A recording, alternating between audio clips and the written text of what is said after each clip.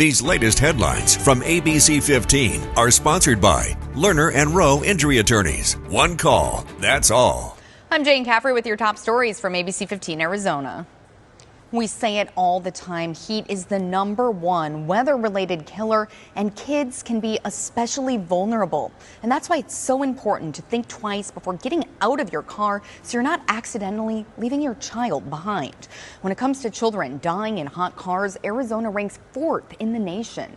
That's according to the group Kids and Car Safety. Blanca Villasenor with Phoenix Children's tells us it's a good idea to have a plan in place and get everyone on board. Even talk to the daycare providers or even schools to see my kid should be arriving around this time. If the child does not arrive, please call me. I know for myself, I do have a plan with my husband. He does drop-offs in the morning. We call each other every morning, and just to make sure that the kids are safe. And one last tip for you, be careful about turning on your car before leaving your house to get a head start on cooling it down. She says it's common for kids to make their way into a running car unsupervised, and that can be very dangerous. After decades, Phoenix police say they've arrested a suspect accused of multiple rapes. The sexual assaults first reported in 1998, then again in 99 and 2013. Investigators say they identified DNA samples tying the same man to all 4 cases, but never found a DNA match. That is until last week, when California investigators tested evidence from a solved 1994 sexual assault case, which they say matched the 4 Phoenix victims. Yeah, I couldn't believe it when I saw 4 cases that, were linked to another case. And then when I called the analyst in California, she had no idea what the impact was. And I said, you just solved 4 of our cases. Now, 54-year-old Abraham Ramirez has been arrested. He's being held on a $750,000 cash bond. We're checking back in now on the Dragon Bravo fire, the 134,000-acre blaze now at 36% containment. The more than 1,300 personnel working this fire are still managing to get a handle on things despite the high winds, bone-dry conditions, and the extreme heat. We're working to learn more after a deadly house fire in Maricopa. Crews responding early this morning to a home near Honeycutt and Porter Roads. We're told one person made it out safely while another was found unconscious in the backyard. They were taken to the hospital. One person later pronounced dead.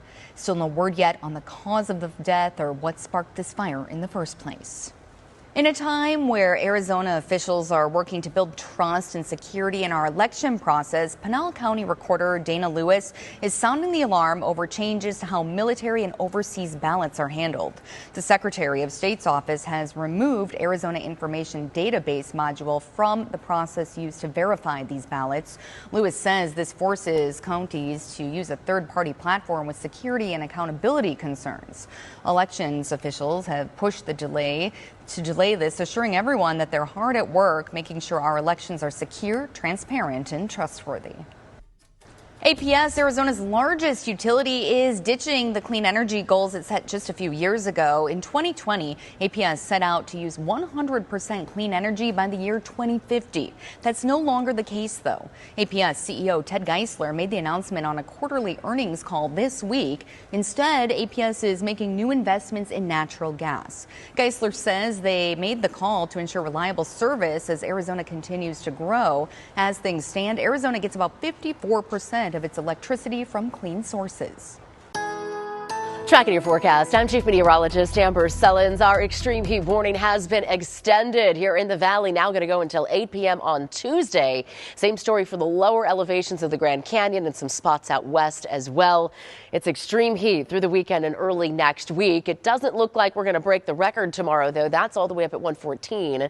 The forecast takes us to 111 after only dropping to 90 degrees in the overnight hours. So a hot start to the weekend. Chance for storms to the north and east. There is a very slight chance we can get some outflow winds from some of these pushing into the valley. Could get a little gusty, maybe a little bit dusty, and an isolated storm or two is going to be possible, although not likely. We'll keep the chance at about 10% through the Saturday and Sunday forecast. Here's the next 7 days. We do expect a little bit more monsoon moisture toward the middle of next week, so we'll bring those slight chances back into play for isolated storms Wednesday, Thursday, and Friday. And by Thursday, we'll start to drop below 110 again.